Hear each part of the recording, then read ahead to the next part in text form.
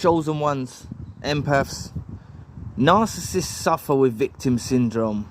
They have a victim mentality. And a lot of us, many of us, were lured into these relationships based on the fact of us feeling sorry for them. Please put it in the comments if this happened to you, because I'd love to know more about it, because it happened to me. You know, the narcissist, they really look at themselves as a victim. They love being the victim, and they know how to play it very well. They play it very well, when really, you know, they even do it in the relationship. They'll play the victim with you. You know, they have no hesitation about lying about assault, sexual assault, domestic violence. They have no problem literally lying to the law about these instances and claiming victimhood over them. And they actually believe, you know, fundamentally actually believe that they lie so much, they actually start to believe their own lies and believe they're a victim. But it reminds me, I might just go into it now. Yeah, it reminds me of what my narcissist done, you know. Maybe if I tell the story of how the narcissist got me involved, and I'd love to hear your comments, read your comments about how the narcissist played victim with you. But I was literally, I don't think I would have actually got into the relationship had it not been for them playing this victim role, which I believe that many of us are lured into this dynamic through our empathy. And we need to be careful going forward, because there's many of them that do this trait of playing the victim to literally get us, to get control over us, to get involved in our lives.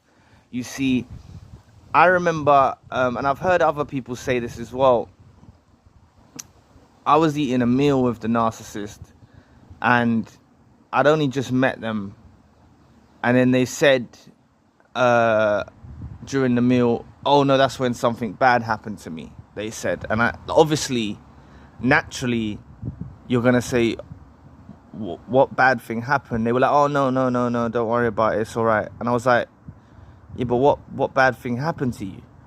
And then they said how they were raped, right? And it shocked me, you know. So I felt for them. Actually, I felt for them. And it wasn't until, to be honest, actually, it didn't even start with that. Right? Let me backtrack a little bit, right?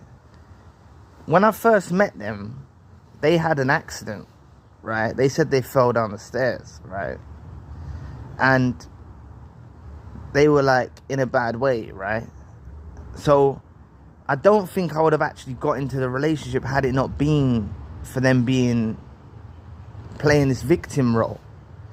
But like, honestly, now I believe like that they threw themselves down the stairs, like for state benefits or for benefits or whatever they done this for. They done this. I think they inflicted this injury on themselves, right? But fast forward, so they lured me in with the fact that they were ill, right? And then they were luring me in saying how their mum doesn't let them care for their child, their mum doesn't let them be a mother. They were playing victim, like in every aspect. They were playing victim. And then that's when I said to you, like, I was having a meal with them one time when I went to visit them in hospital. They were having a meal. And then they told me about this rape thing, right? So naturally, my heart is like opening up like a flower to them. Like I'm just giving and giving and giving care, like trying to help them, you know.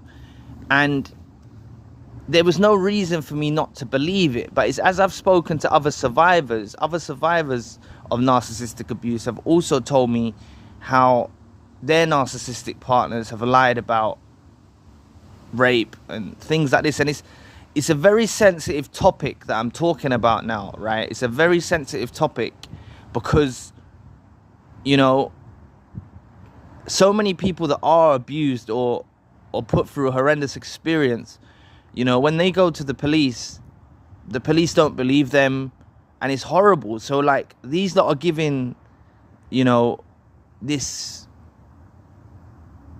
problem that we have in our world a bad rap, because they're coming with these allegations and stuff. And what I'm saying is the narcissist told me this story, but when they told me the story of what happened, it didn't make sense. Like, the story when they told me they were attacked, like, it didn't make sense. And if I think back to my gut feelings were like, this doesn't make sense at all. This doesn't make sense, right? And they were always playing the victim. They were just non-stop throughout the entire relationship. They were the victim, you know, all the time. And I think when it went to court, right, the first time it went to court, I think it was a tied jury or something like that. I don't know the right term. The right hung jury. Is it hung jury? I don't know the right wording to say, vocabulary. Like, I think it was a split thing, so it had to get retried. And then in the second trial, then the guy was found guilty, right? But the story didn't make sense to me. Right? And what I believe the narcissist done is they were out on a night out. And they met a guy. They were sexual with the guy, and then the guy wasn't interested in them. That's what I believe what happened. The guy was like, no, I'm not interested in you. Like, I'm just using you for what I use you for. And then they filed these fake allegations on the man. That's what I believe truly happened, because when I was with the narcissist as well, they moved to this hospital, right? And there was a tea and coffee man, and then they said the tea and coffee man attacked them, right, in the hospital. And this man was an old, elderly man. I've said this in my earlier videos, but I thought I'd go over it again. They said that the tea and coffee man attacked them, so there's me feeling like defensive and whatnot. But he got remanded in prison, which means you're held in prison until your court date, right? And then I think it was only he touched her foot, right? When I found out the deeper information, right? That's what it was, like. But he was found not guilty. This man was found not guilty, but he must be a shell of himself now after going through a traumatic experience of being put in prison and whatnot. And the only reason I know that this narcissist lied and played victim in these situations was when they done it to me, when they tried to get me arrested and they tried to claim that I was gonna harm, like, they didn't claim I was gonna harm them, but they claimed they were scared of me. They claimed all this stuff. And they were playing victim with me. So when they done that to me, it really it really opened up my eyes and made me realize how they were playing victim in these other situations as well, right? And what I'm trying to say to you is, the entire relationship was basically them playing victim. They lured me in with them being ill because they had an accident, playing victim. They lured me in saying that they can't care for their child because their mum doesn't let them care for their child. They lured me in with that. Then they lured me in with the fake rape allegations. And then even when I was with them, just to get their own way in the hospital because treatment wasn't going right for them, they made a fuss about, they called the police on this tea and coffee man. Old tea and coffee man, like old man. You know what I'm saying? Like, man that comes around and gives you tea and coffee in hospital, like a hot beverage, and you're filing assault charges on the man, like. And he got not guilty. So by the stance of the law, he got not guilty, which means he's innocent, right? You're innocent till proven. He actually got not guilty, right? And even in my case, they were claiming that I can manipulate them and stuff like this. They wanted to be behind a screen, so like behind a curtain, so I couldn't see them in the court. And they were claiming that I can manipulate them, I can do all of this stuff to them. And when they were having the little mini court case to see if they're allowed to be put behind a curtain, the judge or whoever made the decision didn't believe them that I can manipulate them, because if I wasn't allowed to talk in the court, how can I manipulate them? So they didn't believe it, and they had to bareface me in the court, and they look like trash in the court. I'm telling you, they look like trash. They look like a homeless person in the court, right? No offense to homeless people, but they looked haggard. They looked really haggard in the court. But what I'm trying to say to you is, the reason why I went over this, right, is I don't know if you lot, I just wanted to put it out there because I don't know if you lot are went through the same experience as well, like where they just always are the victim, like they're never in, and really they're the oppressive, they're the one who's oppressing people, they're the one who's like attacking people, they're doing vindictive, really slick, nasty, horrible things like filing fake allegations on people. Look, that's 3 instances where I said there was fake allegations. The 2 men that I mentioned and me, that's 3 that I know about, let alone what I don't know about, right? Or let alone what they're doing now, right? You know what I'm saying? They love playing the victim, and I think it comes down, this is where I may sway, like I believe in their childhood they were only given attention when they were sick or when they were poorly. You never hear me really talk about the childhood with a narcissist, right? But in this instance, I believe it to be true in the victim mentality syndrome that they suffer with, because they've actually got an illness. They're ill. They suffer with victim syndrome, right? And I believe that in their childhood, they wasn't given attention, right? This is so messed up, right? It wasn't, because this happens to loads of kids. Loads of kids aren't given attention because their parents are busy working, and they don't turn out like this. So it gives them no excuses, right? I'm not trying to give them an excuse, but I believe that if they're raised by a narcissistic parent, and the narcissistic parent only gives them attention when something bad's happening in their life, they associate negative, like bad things happening, with a good response. So they soak up all the sympathy, they soak up all of the energy, they soak up all of the attention, they soak it all up, and they never break from this. So we need to be careful when we encounter these broken individuals in the future. We need to be careful, because when you, like, you know what I'm saying? Like, I was a bit of an idiot. Like, come on, how many sob stories am I hearing? Like, how many sob stories am I hearing? Like, when even what was it, one time the narcissist said to me, they took the mick out of my mum, right, my dead mum, right? They tried to go, and this happened since, like, when I was in school and stuff, people used to say stuff about my mum to try and get a reaction from me. I know I'm going off topic now, but hear me out. They used to say stuff about my mum in like primary school and secondary school and stuff to get a reaction from me and start a fight or something, right? And I remember I was at the Narcissists, and they said something about my mum one day, right? And I didn't react, right? I didn't react because I was used to it by then, right? But the narcissistic mother was like, when I said to their mum, like, your daughter said this, you know what I'm saying, about my mum, they were like, are you not over it yet? Like, that was their response. Are you not over that yet? Like, and then I was like thinking, you're missing the point. Like, you don't take the mick out of a dead person, because the dead person can't defend themselves.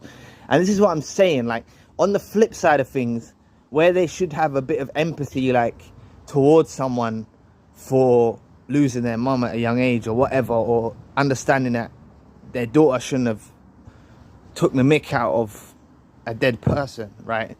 And that should have been my red flag to just get out. Like, what? They were trying to initiate a reaction from me. They were trying to get a reaction from me to go mad. Do you see what I'm saying? But I didn't go mad that day. I looked at them. It was weird. Like, when they said it, I was a bit cold. I was a bit like, what?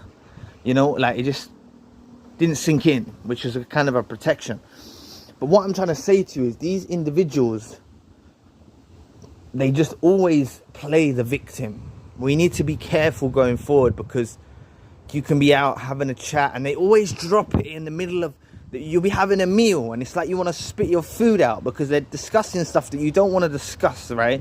Like, they're saying something like, so, like, you know, like intrusive. Like, they're saying stuff like, And it makes you uncomfortable. Realistically, it makes you uncomfortable, and you need to watch for the signs, because there's so many people out there that want to be the victim, and they're not the victim. These are the oppressors. These are the attackers. These are the manipulators. These are the ones. These are the enemy. These are the ones that are trying to tear you down with these tactics. You see, they're trying to tear you down. They're trying to get a way into your world by making you feel sorry for them. That's how low they are. They have no common characteristics about them that makes them want to be a likable person. So instead, they resort to making you feel sorry for them. And a lot of what we hear, a lot of what you may have heard is what happened in previous relationships. You know, oh, my ex done this to me. They done that to me. Like, for example, now I'm probably the evil ex. You know, they're probably telling the new supply, my ex done this to me. He was so bad to me. He done this, he done that. But they're not going to tell them that, you know, I picked them up off the trash when they were broken, and I visited them sick when they was in hospital, and used to bring them gifts and things like that. And I used to care for them, and I helped them make their family house a home again. You know, because they wasn't even looking after their kid, and I helped them start to look after their kid again at their house. They were so not independent. Their mother's such a narcissist. Their mother used to be so controlling in not letting them live their own lives, and I actually gave them the stability to actually live independently. Right? I've done a lot for that family. I've done a lot for the narcissist. I actually brung a lot of gain to the narcissist, and that's exactly what they wanted me in their life for. And they lured me in by playing victim. They played the victim so well, you know.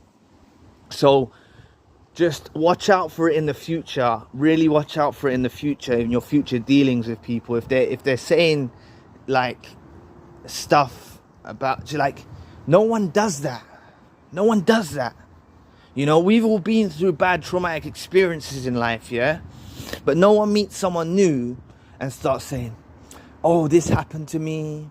This bad thing happened to me, and this bad thing happened to me, and I'm a victim. They're not really saying I'm a victim, but they're basically saying I'm a victim, I'm a victim, I'm a victim, I'm a victim, I'm a victim. That's all that's coming out their mouth, and we sit there like this, like, okay, and then eventually we cave in, you know, and we start caring for them and stuff like that. Like, it's really sick what they do, and these lot are not victims one bit. They're not victims at all. These lot are oppressors. These lot are vindictive manipulators that actually manipulate your emotions and start to make you feel sorry for them, start to make you feel bad for them.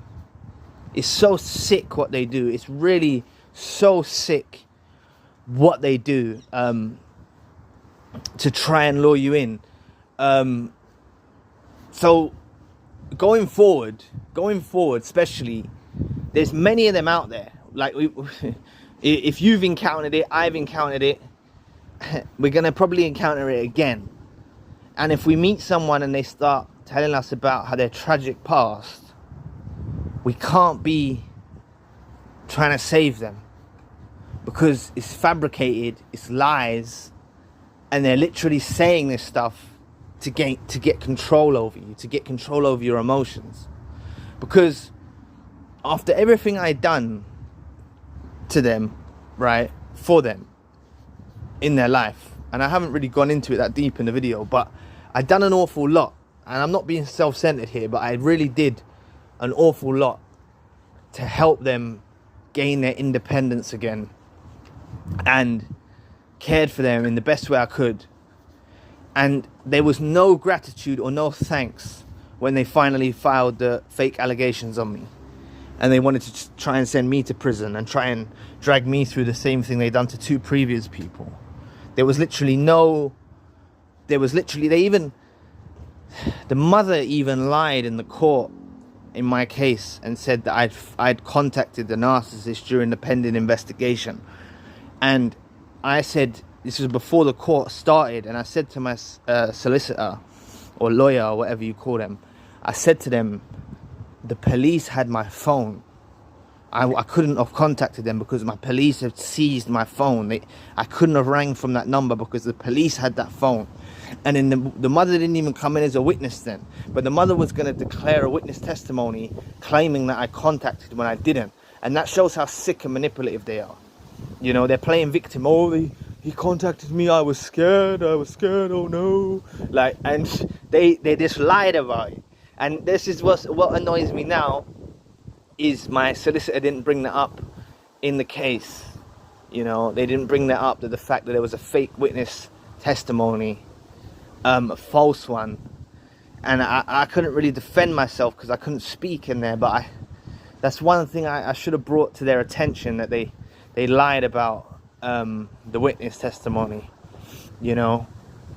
But anyway, we just need to be careful going forward, and we can't let these lot get their claws in and try and make us feel sorry for them, because they're the last people on earth we should feel sorry for. So anyway, it was a bit of a ramble, bit of a rant today, bit of a rant, but I hope you understood the gist of it, and I'd love to see what you lot say about your story and how people claim victimhood over you, you know, how the victim syndrome affected you. I'd love to read through the comments and see how that affected you. It would be really interesting. So anyway, thank you for watching today. Please press the like and the subscribe button. If you'd like to donate to the channel, you can find the link in the description box. And if you'd like a one-to-one session with myself, you can also find the link in the description box. Currently, I've got the secondary channel, the spiritual channel. So anyway, I'll be back with another video soon. Peace.